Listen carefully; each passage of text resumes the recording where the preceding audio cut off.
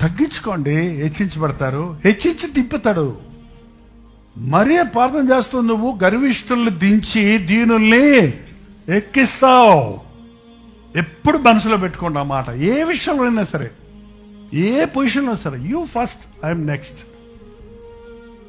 మీరు గొప్పవాడు. ఎప్పుడు చెబుతున్నావు ఆ మాట. ఎందుకు ఈ వాగ్వాదాలు, ఎందుకు డిస్ప్యూట్స్, ఎందుకు గొడవలు, ఎందుకు పోటీలు, ఎందుకు వాదనలు, ఎందుకు అలకలు?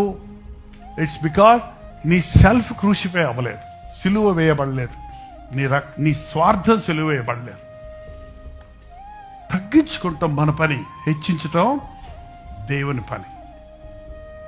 ఎన్ని విషయాల్లో మనం తగ్గించుకుంటామో అన్ని విషయాల్లో హెచ్చించబడతాం. ఎప్పుడైనా సరే ఇతరులను ఘనపరుద్దాం, మనల్ని మనం తగ్గించుకుందాం. తగ్గించుకుంటే దేవుని చేతుల్లో హెచ్చించబడతాం. తగ్గించుకుంటూనే ఉన్నప్పుడు హెచ్చించబడేవారిగా ఉండగలుగుతాం. మనలో ఉన్న అహం చావాలి.